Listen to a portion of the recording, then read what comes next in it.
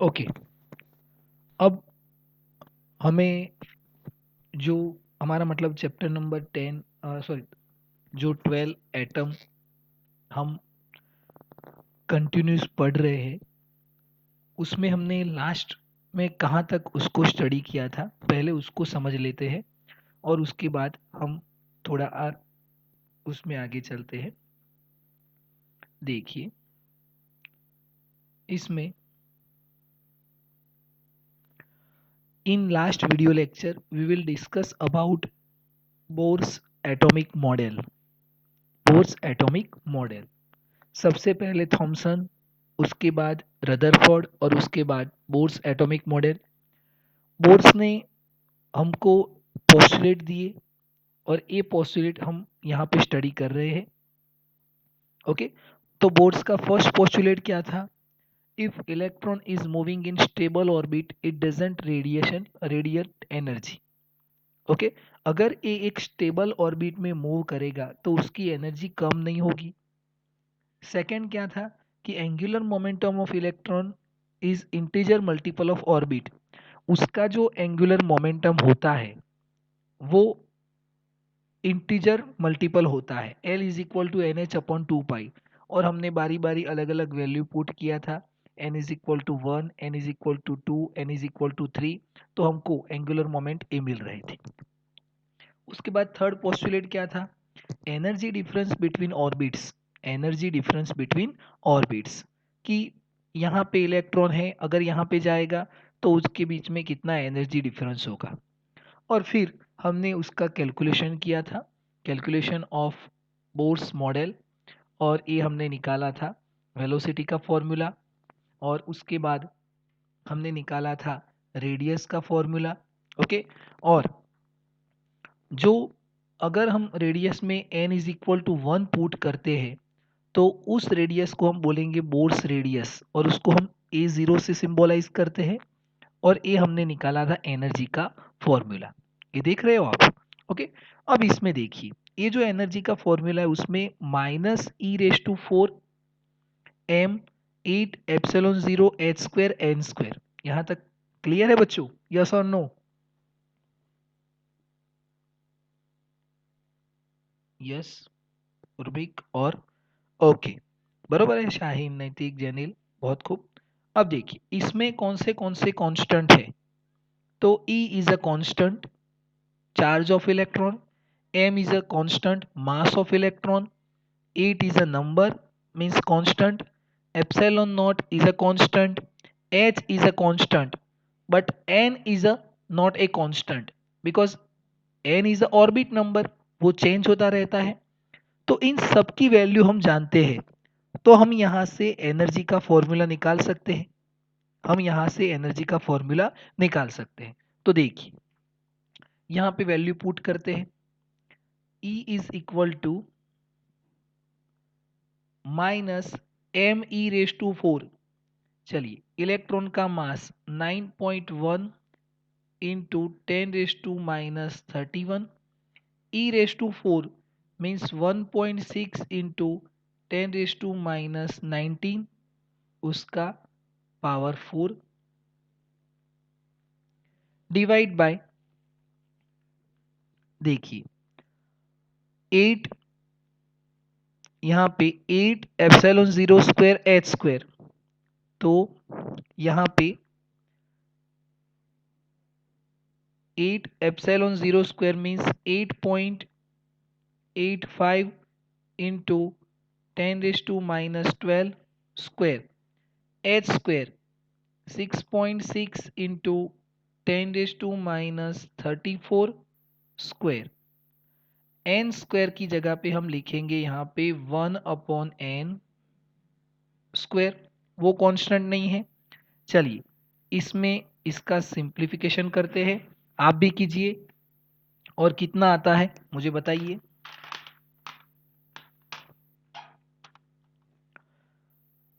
9.1 cross 1.6 cross 1.6 cross 1.6 cross 1.6। Okay, तो 59.63 मेरा इतना आंसर आ रहा है। अगर आप कोई मिस्टेक है तो देख लेना। 59.63 776 इंटू 10⁻31 क्रॉस 10⁻76 डिवाइड बाय, आप भी कीजिए बच्चों।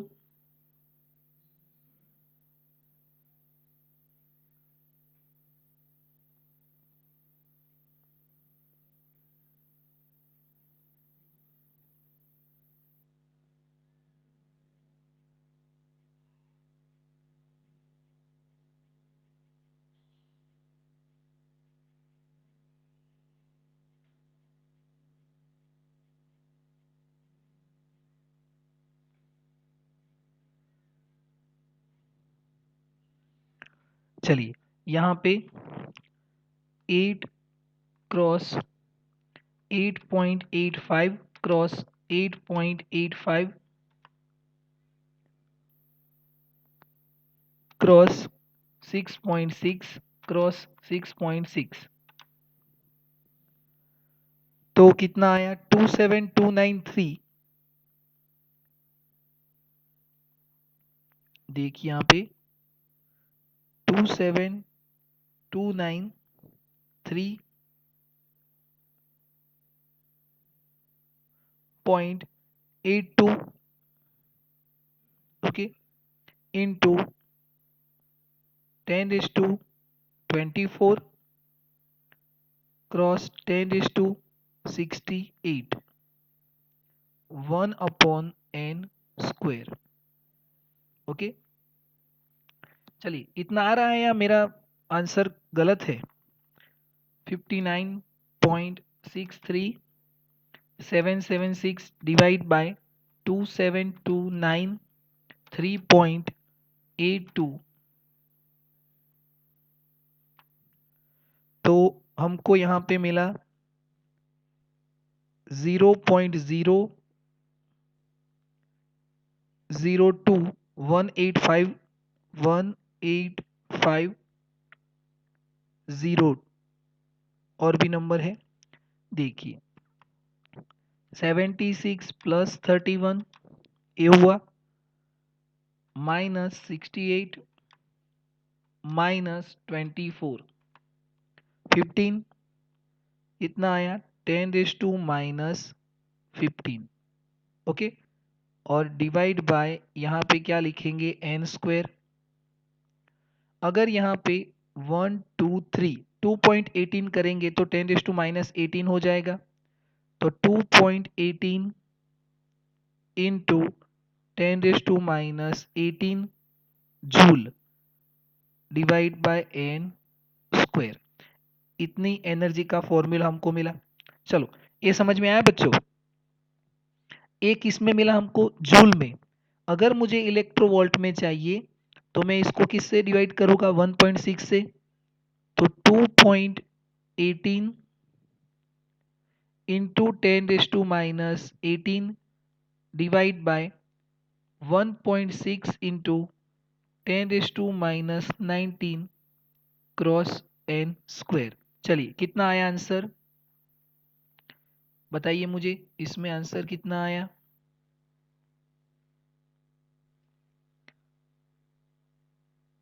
E is equal to 13.6 electronvolt. Okay यहाँ पे सारे में सब में नेगेटिव साइन है।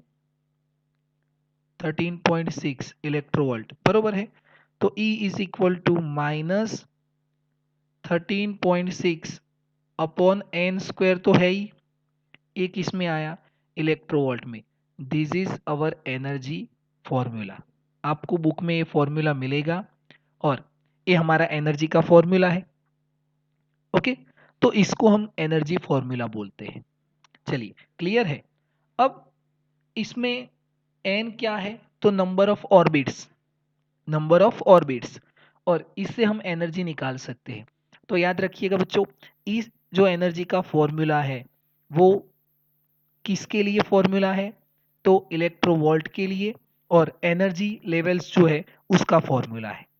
ओके, चलिए अब इसके बाद हमको स्टडी करना है एनर्जी लेवल्स। इसके बाद हमको क्या स्टडी करना है? Energy levels. तो जरा हम उसको स्टडी करते हैं।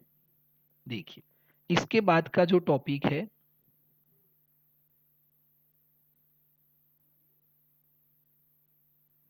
Energy level.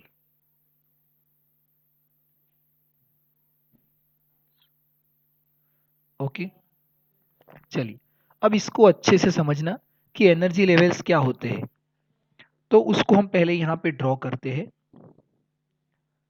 यहाँ से इसको ड्रॉ करते हैं कि एनर्जी लेवल क्या है। आप स्केल से ड्रॉ करना तो आपको ये एनर्जी लेवल्स अच्छे से समझ में आएंगे। ओके, फिर यहाँ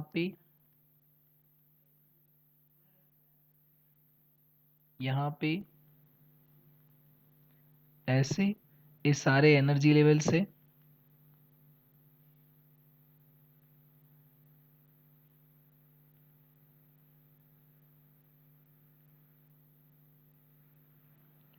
पहले सबके बीच में स्पेस ज़्यादा है, फिर सबके बीच में स्पेस कम होता है, और फिर हम देखेंगे कि ये सब के सब एक साथ ऐसे कंबाइन देखने को मिलते हैं। फिर एक गैप यहाँ पे नहीं देखने को मिलेगा, बरोबर है, ऐसे, बरोबर। और हमारे पास एनर्जी लेवल्स का फॉर्मूला क्या है? हमारे पास एनर्जी लेवल्स का मतलब एनर्जी का फॉर्मूला क्या है? तो हमारे पास एनर्जी का फॉर्मूला है ई एन, यहाँ पे ई एन भी लिखते हैं कभी कभी, -13.6 upon N square electro volt. Here, यहाँ पे हम नोट करेंगे, इसको अच्छे से समझना, और नहीं समझ में आता है तो पूछना कि ये कैसे आया, क्यों आया। Okay, this is n is equal to 1, here n is equal to 2, n is equal to 3, n is equal to 4, n is equal to 5, फिर n is equal to 6, n is equal to 7। वैसे करते करते हम n is equal to infinite तक जा सकते हैं। Okay, अब आप इस फॉर्मूला में n की जगह पे, यहाँ पे n की जगह पे आप 1 पुट कीजिए, 1। तो फर्स्ट एनर्जी जो लेवल से, इसको हम बोलेंगे ग्राउंड स्टेट। इसको हम क्या बोलेंगे? n is equal to 1 means ground state. Okay, n is equal to 2 को क्या बोलेंगे? First excited state. First excited state, ये क्या है? Second excited state, but n is equal to 3। चलिए, n is equal to 1 put कीजिए, तो first ground state की एनर्जी क्या आएगी? ग्राउंड स्टेट की एनर्जी क्या मिलेगी हमको?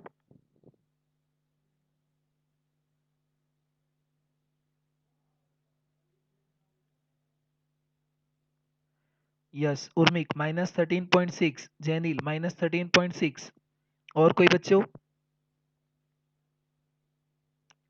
कितनी मिलेगी बच्चों?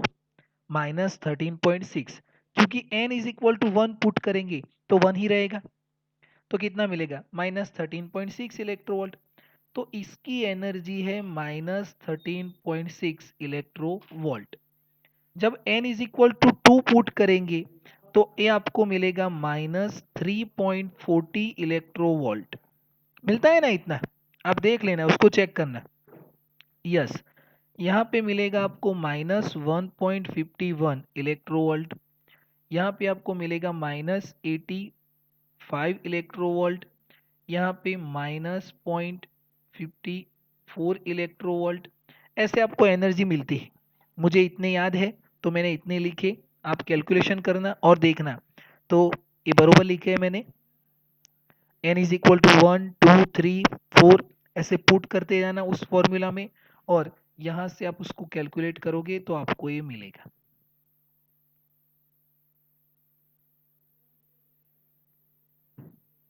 क्लियर है? अब देखिए, हमको इसमें समझना है कि इनके बीच में फर्स्ट और सेकंड के बीच में इतना गैप क्यों है। तो वो गैप हमने नहीं क्रिएट किया है, वो एनर्जी लेवल्स ने क्रिएट किया है। जैसे इसके पास इतनी एनर्जी है पर इसके पास इतनी कम हो गई। अब इन दोनों के बीच का गैप जो है वो ज्यादा है, पर इन दोनों के बीच का गैप कितना है, तो वन जितना है, वन पॉइंट समथिंग। इसके बीच का हाफ हो गया, इसके बीच का, ये एनर्जी लेवल्स का गैप है वो धीरे धीरे कम होते जाता है। इसीलिए ये जो लेवल्स है उनके बीच का गैप जो है वो कम होते जाता है। समझ में आया? तो यहाँ पे इन दोनों के बीच के पास मतलब इतनी एनर्जी है, यहाँ पे इतनी एनर्जी है, वो हम यहाँ से देख सकते हैं। अब इसमें हमको क्या समझना है, इससे हमको क्या समझ में आता है, या हम एनर्जी लेवल्स में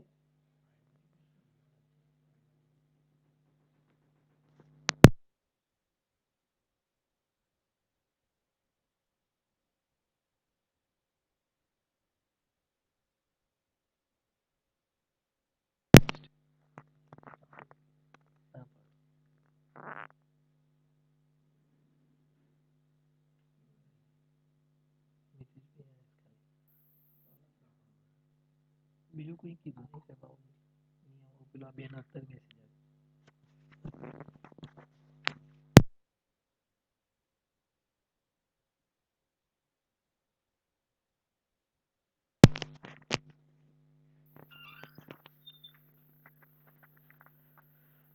ओके बच्चों, मेरी आवाज सुनाई दे रही है? ओके, देखिए अब इसमें हमको और क्या समझना है, और इसमें हमको क्या समझना है, तो जैसे हम एन की जगह पे ऑर्बिट के नंबर लिखते जाते हैं, हमको हर ऑर्बिट के लिए कितनी एनर्जी है वो मिलती जाती है। अब इसमें एक पॉइंट और समझिए, यहाँ पे यहाँ पे एक इलेक्ट्रॉन है, यहाँ पे फर्स्ट ऑर्बिट में, उसके पास इतनी एनर्जी है, कितनी, -13.6 इलेक्ट्रोवोल्ट। अब इस इलेक्ट्रॉन को मुझे इस पूरे एटम से बाहर निकालना है। ये तो हमने ऐसे फ्लैट ड्रॉ किए हैं, अदरवाइज तो हम तो यही जानते हैं कि ये न्यूक्लियस है, ये फर्स्ट ऑर्बिट है, ये सेकेंड ऑर्बिट है, ये थर्ड ऑर्बिट है। हर इलेक्ट्रॉन हर एटम के अंदर अलग अलग ऑर्बिट होते हैं। अब यहाँ पे इलेक्ट्रॉन है, इस इलेक्ट्रॉन को मुझे इस ऑर्बिट से बाहर ही निकाल देना है। अब ये ग्राउंड स्टेट में है, यहाँ पे भी आप देख रहे हो ये ग्राउंड स्टेट में है, मुझे इस पूरे एटम से इलेक्ट्रॉन को बाहर निकाल देना है। तो ये जो ग्राउंड स्टेट में इलेक्ट्रॉन है उसको मैं कितनी एनर्जी दूंगा तब जाके ये पूरे एटम से बाहर निकल जाएगा। यहाँ से कितनी एनर्जी दूंगा इस ग्राउंड स्टेट वाले इलेक्ट्रॉन को, कितनी एनर्जी चाहिए, हम कितनी दे सकते हैं तब जाके वो एटम से बाहर निकल जाएगा।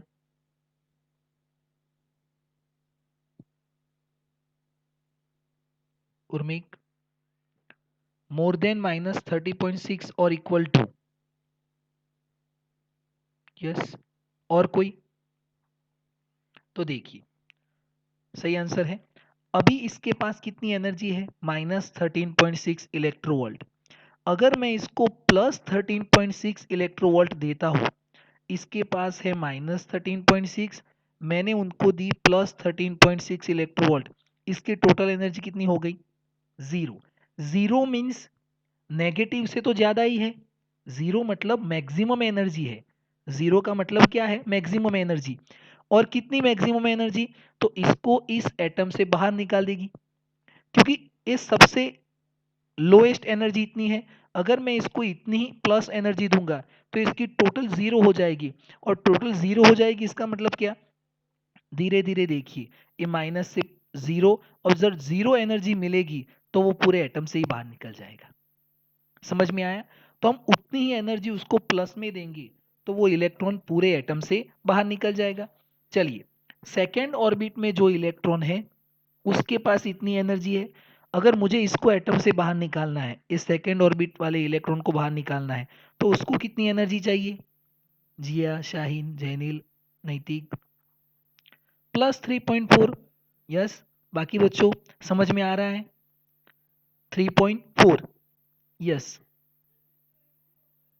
समझ में आया बच्चों कि ये कैसे एनर्जी देते हैं हम?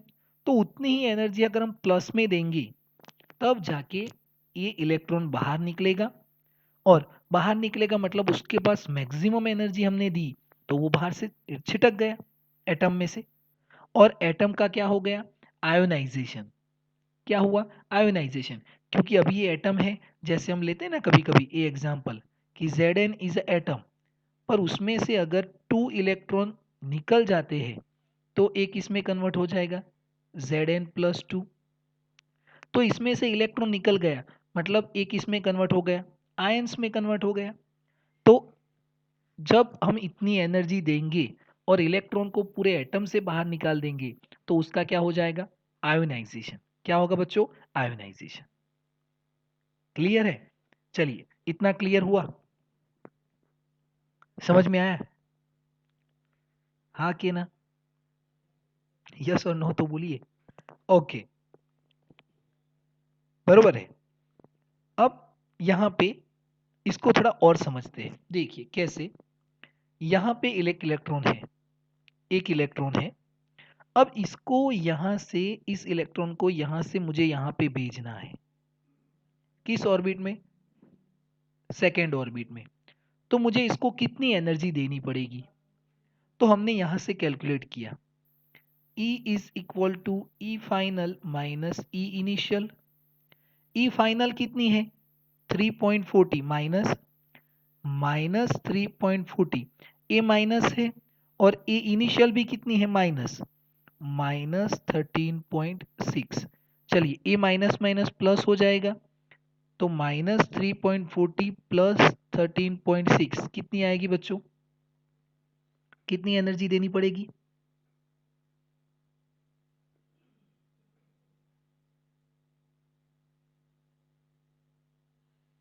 10.2 आएगी ना?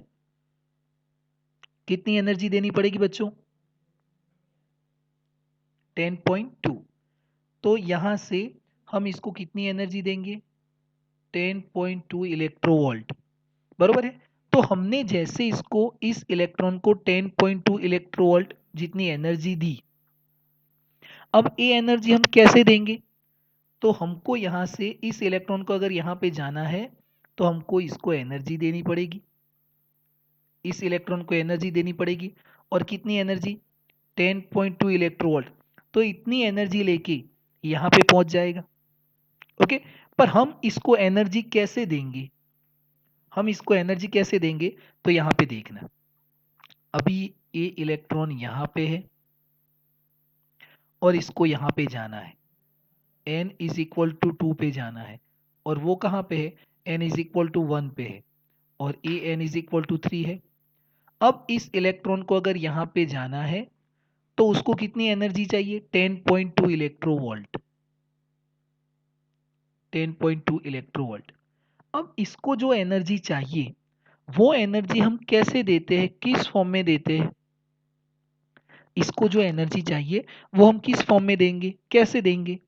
तो हमने क्या किया, इसके ऊपर लाइट डाल दी। हमने लाइट स्टार्ट की तो लाइट से उसको एनर्जी मिलती है। जैसे आपके पास मोबाइल है, पेन है, इरेजर है, नोटबुक है, इन सब के अंदर एटम्स है। तो उसको अगर आप लाइट देना चाहते, एनर्जी देना चाहते हो, तो आप उस पर लाइट डालिए तो उसको क्या मिलेगी? एनर्जी मिलेगी। सेम वैसे ही अगर मुझे इसको एनर्जी देनी है, इस इलेक्ट्रॉन को, तो मैं इस पे क्या डालूंगा? लाइट। अब लाइट मीन्स क्या? फोटोन। लाइट का मतलब क्या है बच्चों? फोटॉन्स। याद रखना, लाइट का मतलब क्या है? फोटॉन्स। बरोबर है। हमने चैप्टर नंबर 11 में पढ़ा था ना कि लाइट इज अ फोटॉन्स, उसमें से पार्टिकल जैसे लाइट निकलेगी तो उसको हम फोटॉन्स बोलेंगे। अब जब हम लाइट एंटर करते हैं, लाइट हम डालते हैं, तो इसमें से बहुत सारे लाखों करोड़ों फोटॉन्स निकलते हैं, लाखों करोड़ों फोटॉन्स निकलते हैं। और हर फोटोन के पास अलग अलग एनर्जी होती है। जैसे हमने लाइट डाली तो लाइट में से ऐसे बहुत सारे फोटॉन्स निकले, कंटिन्यूअसली फोटोन का एक स्पेक्ट्रा निकला, और सबके पास डिफरेंट एनर्जी है। इसके पास एनर्जी है 8.5, तो किसी के पास 8.8, तो किसी के पास 9.0, तो किसी के पास 9.5, तो किसी के पास 10 और किसी के पास 10.2, किसी के पास 11.0। ऐसे सबके पास एनर्जी है। ऐसे हमने पूरी लाइट इस इलेक्ट्रॉन पे एमिट की, फोटोन एमिट किए। अब जैसे हमने इस पे लाइट एमिट की, फोटोन एमिट किए, और इस इलेक्ट्रॉन को फर्स्ट ऑर्बिट से कहाँ पे जाना है, सेकेंड ऑर्बिट में। और सेकेंड ऑर्बिट में जाने के लिए उसको कितनी एनर्जी चाहिए, 10.2 इलेक्ट्रोवोल्ट एनर्जी चाहिए। तो हमने क्या देखा कि ये जो इलेक्ट्रॉन है वो ये सारे फोटॉन्स में से किस फोटॉन्स को एब्जॉर्ब करेगा, जिसकी एनर्जी 10.2 इलेक्ट्रोवोल्ट है, इसको एब्जॉर्ब कर लेगा और इतनी एनर्जी लेके कहाँ पे जाएगा, सेकेंड ऑर्बिट में पहुंच जाएगा। तो हमने क्या देखा कि ये पूरे जो फोटोन का स्पेक्ट्रा था उसमें हमने देखा कि थोड़ी देर के बाद ये जो 10.2 इलेक्ट्रोवोल्ट वाला जो फोटॉन्स था वो यहाँ से गायब हो गया, वो यहाँ से क्या हो गया, गायब हो गया। सारे फोटॉन्स वैसे के वैसे हैं, पर 10.2 वाला नहीं दिखता है, और उसकी जगह पे हमको क्या दिखने लगा, अब ब्लैक लाइन। क्या दिखने लगा, ब्लैक लाइन। ब्लैक लाइन का मतलब क्या है बच्चों, यहाँ पे जब हमको ब्लैक लाइन दिखी तो ब्लैक लाइन का मतलब आप क्या निकालोगे, सोचिए, माइंड को थोड़ा स्ट्रेस दीजिए। वैसे तो स्ट्रेस नहीं देना चाहिए, पर याद कीजिए कि ये 10.2 वाला कहाँ चला गया, बाकी सब वैसे के वैसे है, पर सिर्फ ये पूरे फोटॉन्स आ रहे थे, उसमें से 10.2 वाला फोटॉन्स इस इलेक्ट्रॉन ने एब्जॉर्ब कर दिया, क्योंकि उसको इतनी ही एनर्जी चाहिए थी। उसको किस ऑर्बिट में जाना है, सेकेंड ऑर्बिट में। तो सेकेंड ऑर्बिट में जाना है तो उसको कितनी एनर्जी चाहिए, 10.2, तो उतनी एनर्जी लेके वो यहाँ पे चला गया। और हमने देखा कि यहाँ पे ब्लैक लाइन दिखने लगी, पर ब्लैक लाइन का मतलब क्या है बच्चों, give me answer, anyone, black line का मतलब क्या था,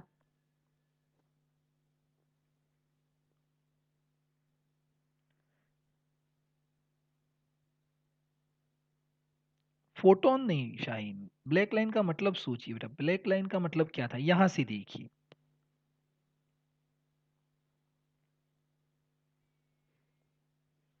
यहां से देखिए ब्लैक लाइन का मतलब क्या है। जब यहाँ पे ब्लैक लाइन मिलती थी तो ब्लैक लाइन का मतलब है नो कलर, और उसको हम क्या बोलते थे बच्चों, एब्जॉर्प्शन स्पेक्ट्रा। क्या बोलते थे, एब्जॉर्प्शन स्पेक्ट्रा। मतलब क्या कि यहाँ पे सारे कलर्स थे, और जहां पे हमको ब्लैक लाइन मिली उसका मतलब क्या कि उस कलर को इसने एब्जॉर्ब कर लिया था। याद आ रहा है, उर्मिक, शाहीन, जिया, नैतिक, जैनिल, समझ में आ रहा है। तो ब्लैक लाइन का मतलब ही क्या निकालना है हमको, कि ये सारे फोटोन थे, उसमें से एक फोटोन इसने एब्जॉर्ब कर लिया, मतलब यहाँ पे ब्लैक लाइन मिली। तो इस स्पेक्ट्रा को हम क्या बोलेंगे बच्चों, एब्जॉर्प्शन स्पेक्ट्रा, एब्जॉर्प्शन स्पेक्ट्रा। ये समझ में आया है, ओके। अब देखिए, उसने सिर्फ 10.2 इलेक्ट्रोवोल्ट वाले फोटोन को ही क्यों एब्जॉर्ब किया, क्योंकि उसको सेकेंड ऑर्बिट में जाने के लिए उतनी ही एनर्जी चाहिए। तो वो 10 पॉइंट या 11 को क्यों एब्जॉर्ब नहीं करता, क्योंकि 11 को एब्जॉर्ब करेगा तो वो, अगर उसको थर्ड ऑर्बिट में जाना है, मान लीजिए कि उसको थर्ड ऑर्बिट में जाना है, तो उसको कितनी एनर्जी चाहिए, ई एफ माइनस ई आई। ई एफ कितनी है, -1.51, -1.51 प्लस 13.6, माइनस माइनस प्लस, कितना आएगा, कितना आएगा बच्चों, 12.09। मुझे इतना मिला, आपको कितना मिला आंसर, 12.09 इलेक्ट्रोवोल्ट। Okay, 12.09 electronvolt. तो अगर इस इलेक्ट्रॉन को थर्ड ऑर्बिट में जाना है, यहाँ पे जाना है, तो उसको कितनी एनर्जी चाहिए, 12.09 इलेक्ट्रोवोल्ट चाहिए।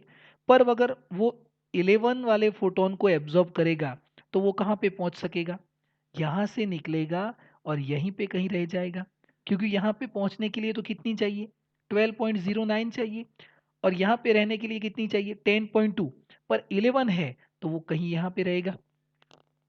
पर यहाँ पे रहना बोर्स एटॉमिक मॉडल के हिसाब से अलाउड नहीं है, नो अलाउड। इलेक्ट्रॉन यहाँ पे रह सकता है, या तो यहाँ पे रह सकता है, या तो ऑर्बिट टू ऑर्बिट मूव कर सकता है। इलेक्ट्रॉन कहाँ पे जा सकता है, यहाँ पे है तो यहाँ से वो यहाँ पे भी जा सकता है। इलेक्ट्रॉन यहाँ है तो यहाँ से यहाँ पे भी जा सकता है। इलेक्ट्रॉन यहाँ है तो यहाँ से यहाँ पे भी जा सकता है, यहाँ से यहाँ पे भी जा सकता है, यहाँ से यहाँ पे भी जा सकता है, बट ऑर्बिट टू ऑर्बिट।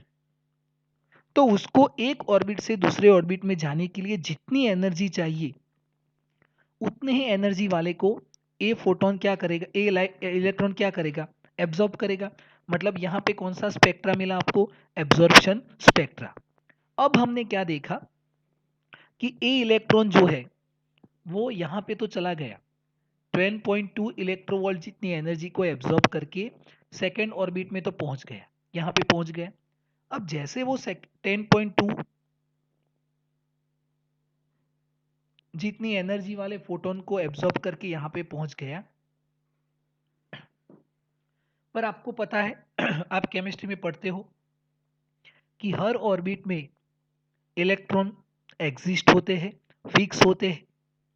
तो जब ए इलेक्ट्रॉन यहाँ पे पहुंचता है, ए इलेक्ट्रॉन जब यहाँ पे पहुंचता है तो उसके पास तो एनर्जी है नहीं, मतलब सॉरी, उसके पास एनर्जी ज़्यादा है, और 10.2 इलेक्ट्रोवोल्ट जितनी एनर्जी लेके वो यहाँ पे पहुंच गया। पर जब वो यहाँ पे पहुंचता है तो वो क्या देखता है कि यहाँ पे तो पहले से इलेक्ट्रॉन एग्जिस्ट है, इसके लिए तो कोई जगह नहीं है, क्योंकि हर ऑर्बिट में इलेक्ट्रॉन फिक्स होते हैं, आप जानते हो। तो जब यहाँ पे पहुंचेगा तो उसके यहाँ पे रहने के लिए, उसको यहाँ पे घूमने के लिए जगह ही नहीं है, स्पेस नहीं है। तो वो क्या करेगा, यहाँ से ऊपर तो जा नहीं सकता क्योंकि इसके पास इतनी ही एनर्जी है, यहाँ से नीचे आ सकता है। पर जब वो यहाँ पे वापिस आता है, ये इलेक्ट्रॉन जब यहाँ पे वापिस आएगा तो यहाँ पे तो जो जिसकी एनर्जी लो होती है, कितनी, -13.6, वही इलेक्ट्रॉन रह सकते हैं। पर इसके पास तो ज़्यादा एनर्जी है, तो ज़्यादा एनर्जी लेके अगर यहाँ पे आया तो यहाँ पे नहीं घूम सकेगा। अगर आपको टर्न लेना है, आप कहीं पे जा रहे हो बाइक लेके या कार लेके आप जा रहे हो, और वहां पे आपको टर्न, अगर टर्न आया और आपको टर्न लेना है तो आपकी स्पीड को क्या करना पड़ेगा, कंट्रोल करना पड़ेगा। तो अगर इस इलेक्ट्रॉन को वापिस यहाँ पे आना है तो उसकी एनर्जी जितनी पहले थी उतनी कर देनी पड़ेगी, पर इसके पास तो ज़्यादा है। तो इसने क्या किया, अपनी एनर्जी को रिलीज कर दिया, अपनी एनर्जी को क्या कर दिया, रिलीज कर दिया। जैसे अपनी एनर्जी को रिलीज किया, उसकी एनर्जी कम हो गई और वापिस यहाँ पे आया। अब उसने कितनी एनर्जी ली थी, 10.2, तो वापिस भी कितनी की, 10.2। अब जैसे 10.2 एनर्जी उसने रिलीज की, किस फॉर्म में, फोटोन के फॉर्म में, तो हमने देखा कि यहाँ पे फिर से 10.2 वाला फोटोन हमको देखने को मिला, 10.2 वाला फोटोन हमको यहाँ पे फिर से मिला। अब जैसे 10.2 वाला फोटोन मिला, ये स्पेक्ट्रा फिर से कंटिन्यूस हो गया। इस स्पेक्ट्रा को हम क्या बोलते हैं बच्चों, एमिशन स्पेक्ट्रा, क्योंकि इसने लाइट एमिट की। पहले क्या किया था, एब्जॉर्ब किया था। तो अब उसको याद कीजिए, जब हमने एमिशन स्पेक्ट्रा और एब्जॉर्प्शन स्पेक्ट्रा को स्टडी किया था, तो ये एक्चुअली एमिशन स्पेक्ट्रा और एब्जॉर्प्शन स्पेक्ट्रा होते हैं। समझ में आ रहा है आपको, तो इसको हम बोलते हैं एमिशन स्पेक्ट्रा और एब्जॉर्प्शन स्पेक्ट्रा। क्लियर है। तो यहाँ पे आपको ए फोटोन के फॉर्म में लाइट एमिट करते हैं और फोटोन के फॉर्म में लाइट को एब्जॉर्ब करते हैं। तो ऐसे हमको इस एनर्जी लेवल्स के बारे में पता चलता है, इस एनर्जी लेवल्स के बारे में हम ऐसे समझ सकते हैं। ओके, अब देखिए हमको इसमें और थोड़ा समझना है, और उसको कैसे समझेंगे उसको याद करिए। इसके बाद का हमारा जो टॉपिक है, और वो टॉपिक है hydrogen atomic spectra, hydrogen atomic spectra. तो हाइड्रोजन एटॉमिक स्पेक्ट्रा को हम कैसे समझेंगे, तो उसके लिए हम यहाँ पे नोट करते हैं। देखिए हमारा टॉपिक है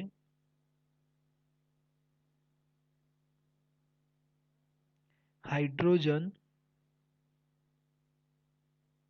atomic spectra, hydrogen atomic spectra. अब हमने आगे स्टडी किया था कि सब साइंटिस्ट ने हाइड्रोजन को लेके उसके अंदर जो लाइट निकलती है उसकी वेवलेंथ को स्टडी करने के लिए अलग अलग सीरीज में फॉर्मूला दिए। जैसे हमने पढ़ा था कि सबसे पहले बामर ने हाइड्रोजन स्पेक्ट्रा को स्टडी किया। सबसे पहले बामर ने, तो बामर ने हाइड्रोजन में से निकलने वाली किस लाइट को स्टडी किया? विजिबल लाइट को। और उसने उस विजिबल लाइट की वेवलेंथ निकालने के लिए ए फॉर्मूला दिया। फिर उसके बाद लेमन ने हाइड्रोजन में निकलने वाली कौन सी लाइट को स्टडी किया? अल्ट्रावायोलेट, और उसकी वेवलेंथ निकाली। पास्चन ने इंफ्रारेड और उसकी वेवलेंथ निकाली। फिर उसके बाद ब्रैकेट और उसके बाद फंड ने भी इंफ्रारेड लाइट को स्टडी किया जो हाइड्रोजन में से एमिट होती है, और उसको अच्छे से वेवलेंथ को कैलकुलेट किया, स्टडी किया, और उसके बाद उन्होंने उसको उसके जो कंक्लूजन थे वो कंक्लूजन निकाले। अब हम हाइड्रोजन एटॉमिक मतलब हाइड्रोजन के एटॉमिक स्पेक्ट्रा को स्टडी करना चाहते हैं। तो हाइड्रोजन के एटॉमिक स्पेक्ट्रा को हम कैसे स्टडी करेंगे?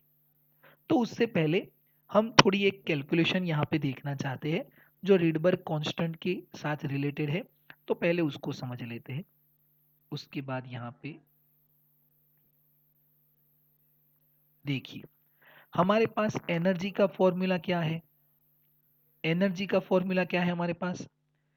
तो minus M E raise to 4 8 epsilon 0 square H square N square, ये फॉर्मूला है। अभी हमने यूज किया ना इसको। ओके, अब यहाँ पे मैं इसको ऐसे स्टडी करना चाहता हूँ।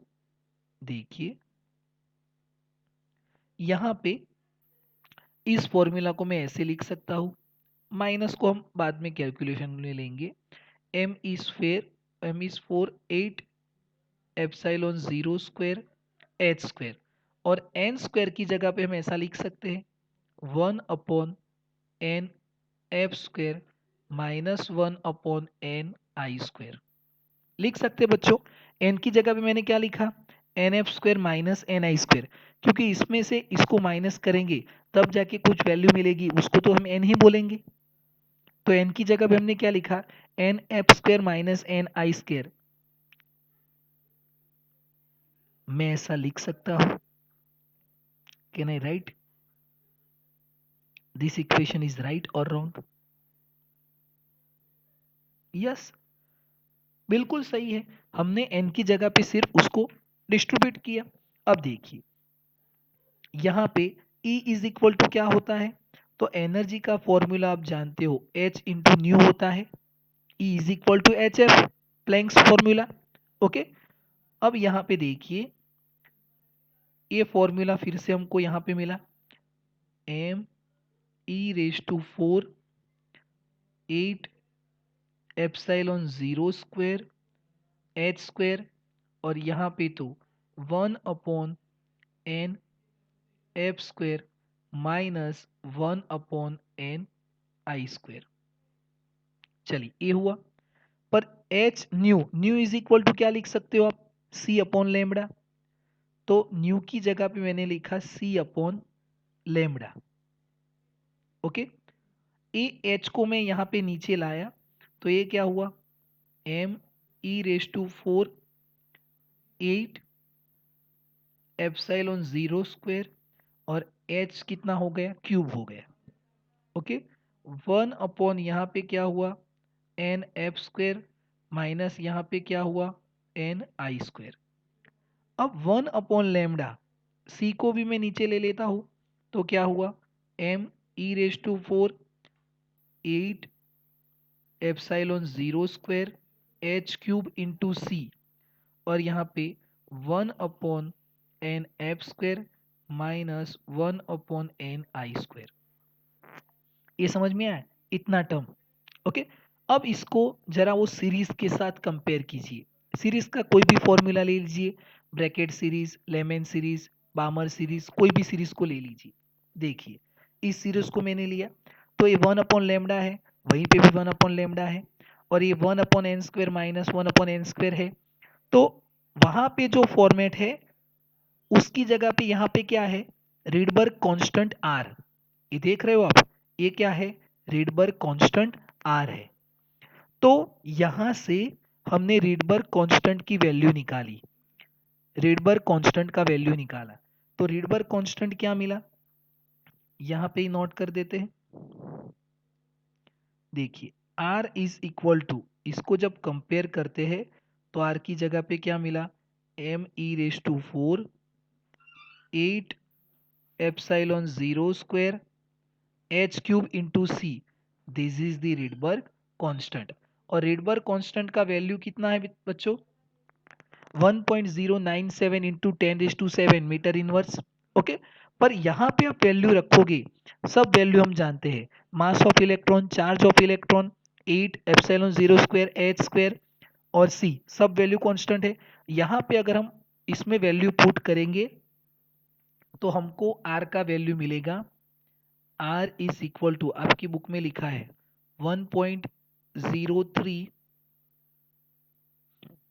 Into 10⁷ metre inverse.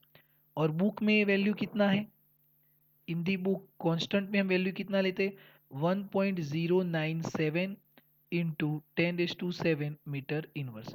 दोनों अप्रोक्सीमेटली बिल्कुल सही है, आप कोई भी वैल्यू लीजिए, आंसर इसका बिल्कुल सही मिलेगा। क्लियर है, तो ये हमने रीडबर्ग कांस्टेंट का वैल्यू निकाला, बरोबर है। तो रीडबर्ग कांस्टेंट का वैल्यू वैसे ही नहीं मिला, इसमें मतलब इसमें जब हम कैलकुलेशन करते हैं तो हम इस तरह से उसको कैलकुलेट कर सकते हैं।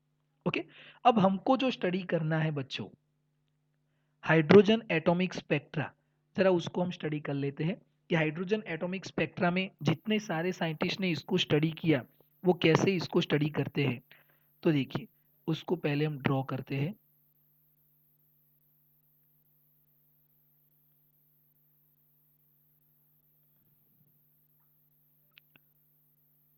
अभी हमने ड्रॉ किया था वैसे ही इसको ड्रॉ करना है, आप इसको स्केल से ड्रॉ करना तो आपको अच्छे से समझ में आएगा।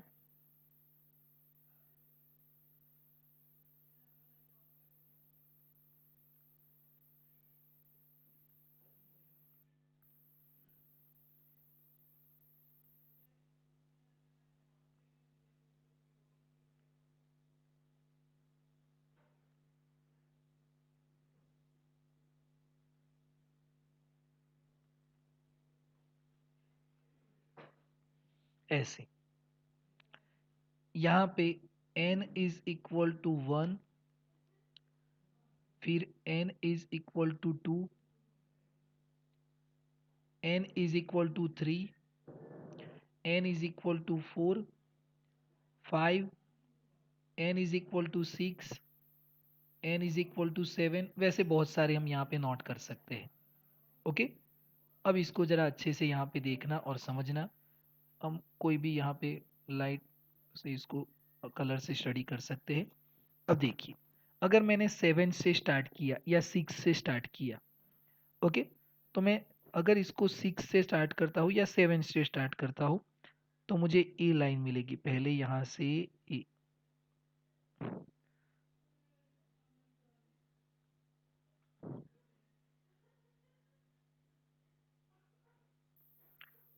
आप स्केल से ड्रॉ करना तो वो अच्छी रहेगी आपके लिए और अच्छे से आपको समझ में आएगा।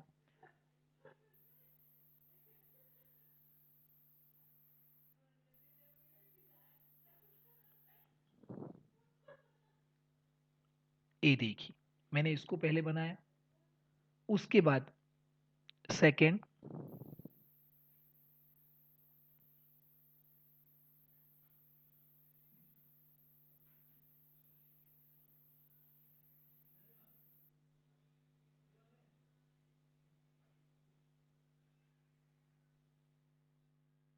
इसको ऐसे स्टडी करते हैं, बरोबर है। एक लाइन यहाँ पे रह गई ए वाली बीच वाली,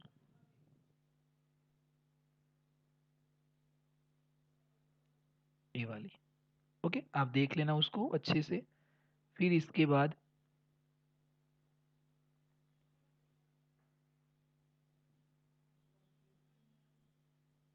ऐसे, फिर ऐसे, फिर ऐसे आप ड्रॉ कर सकते हो। ओके, अब इन सीरीज को हमको अच्छे से समझना है, तो सीरीज को समझिए ज़रा, तो आपको यहाँ पे क्लियर होगा कि हम इसमें क्या और कैसे नोट करना चाहते हैं। इस सीरीज को हमने बोला लेमेन सीरीज। इसको हमने क्या बोला?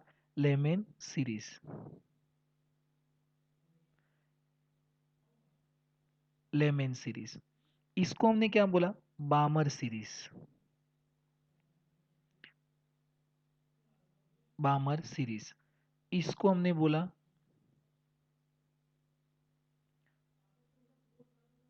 Paschen series. इसको हमने बोल दिया ब्रैकेट सीरीज, और इसको हमने बोला फंड सीरीज। अब इसको हमने ऐसे क्यों ड्रॉ किया है, ये एनर्जी लेवल्स हमको कैसे समझ में आएंगे? तो देखिए, सबसे पहले बामर ने लिया, तो बामर ने किस लाइट के लिए लिया था? विजिबल के लिए।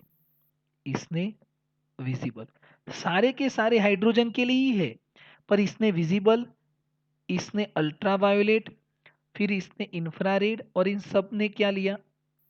इंफ्रारेड। इन सब ने इंफ्रारेड लिया। अब देखिए, सबसे ज्यादा एनर्जी किसकी होती है? अल्ट्रावायोलेट की।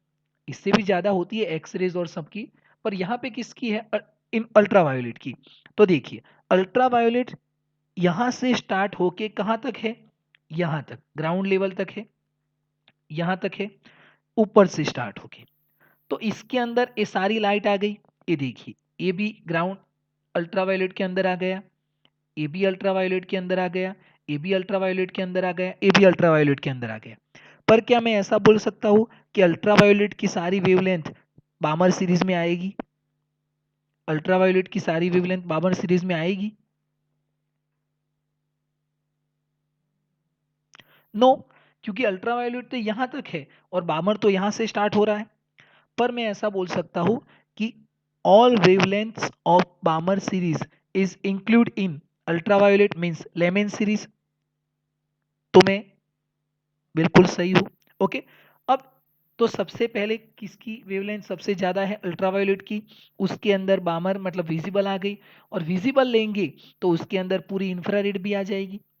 तो बामर सीरीज कहाँ से स्टार्ट हुआ था? 2 से। मीन्स उसकी वेवलेंथ कहाँ से किसके लिए थी? विजिबल के लिए। पर 1 से किसने स्टार्ट किया? 1 से किसने स्टार्ट किया? लेमेन ने। तो लेमेन की वेवलेंथ सबसे बहुत बड़ी थी, मतलब उसके अंदर सारी वेवलेंथ इंक्लूड हो गई। तो इसको हम बोलते हैं हाइड्रोजन एटॉमिक स्पेक्ट्रा। समझ में आया बच्चों? हाइड्रोजन एटॉमिक स्पेक्ट्रा क्या है? तो यहां से हम इससे समझ सकते हैं कि हाइड्रोजन एटॉमिक स्पेक्ट्रा क्या होता है, कैसे होता है। क्लियर है?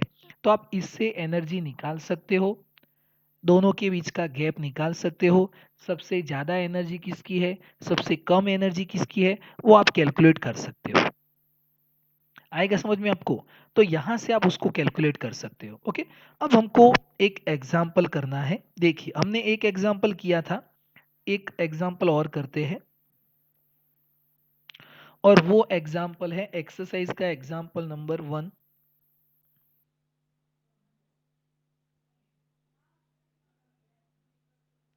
Exercise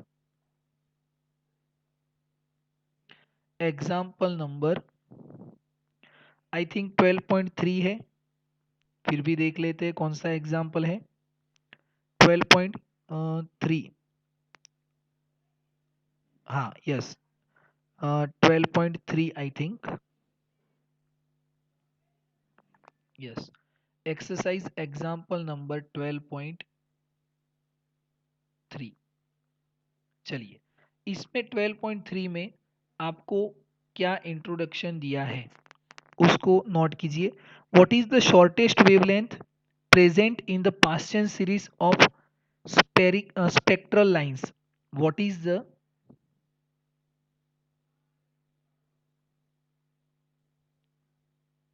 what is the shortest wavelength?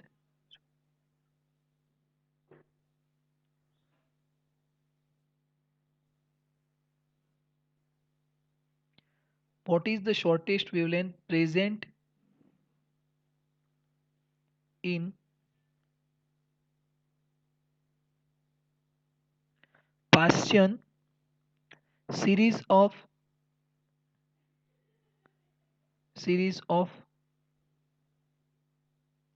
Spectral lines. Okay, uh इसमें हम कैसे कैलकुलेट करना चाहते हैं उसको जरा देखिए और समझिए कि पास्टियन सीरीज में सबसे शॉर्ट वेवलेंथ कब मिलेगी और कितनी मिलेगी।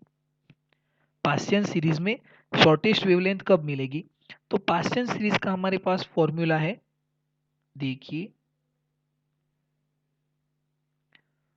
पास्टियन सीरीज का फॉर्मूला क्या है, 1/λ is equal to r 1/3² minus 1/4²।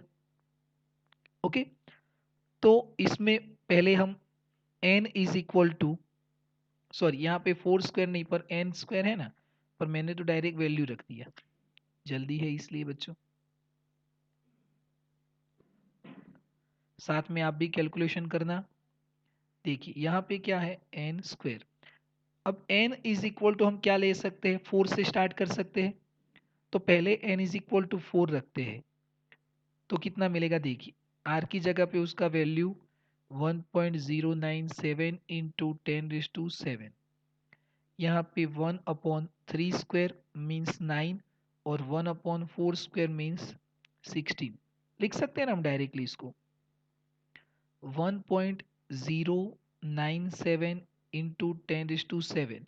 देखिए ये 16 यहाँ पे मल्टीप्लाई होगा, 16 माइनस 9 और यहाँ पे 144, दोनों का मल्टीप्लिकेशन, ये 1/λ है, पर हमको तो क्या चाहिए लेमडा, तो इसको अल्टरनेट कर देना पड़ेगा, तो 144 डिवाइड बाय 1.097 इंटू 10⁻⁷, और यहाँ पे 16 माइनस 9 मीन्स 7, चलिए कितना आया लेमडा, तो 144 डिवाइड बाय 1.097 डिवाइड बाय 7 कितना आया 1875, 18.75, 18.75, 10⁻⁷ ऊपर चला जाएगा माइनस हो जाएगा, 10⁻⁻9 करना है तो कितना आएगा 1875 इंटू 10⁻⁻9 मीटर, पर 10⁻⁻9 मीन्स नैनोमीटर, तो ये कितना मिला 1875 नैनोमीटर। चलिए इतना मिला सबको आंसर कि सिर्फ मुझे मिला, yes give me reply. Okay, अब n is equal to 5 put करते हैं, n is equal to 5 put करते हैं, तो अब मैं डायरेक्ट लिखता हूं, देखना यहां से लेमडा इज इक्वल टू, यहाँ पे लिखता हूं, देखिए यहाँ पे क्या आएगा, अगर 5 पुट करेंगे तो 16 की जगह पे क्या आएगा 25, यहाँ पे तो 3 फिक्स है, तो यहाँ पे 25 आएगा, तो 25 माइनस 9 कितना आएगा, 25 माइनस 9 16 आएगा, और 25 क्रॉस 9 225 आएगा, तो हमारा आंसर क्या होगा यहाँ पे 225 डिवाइड बाय 1.097 इंटू 10⁻⁷, और यहाँ पे 16, चलिए इसको निकालिए, आपको ये अच्छे से समझ लेना है मैंने कौन से स्टेप कहाँ पे लिखे हैं, बरोबर है, फिर कैलकुलेशन करना है।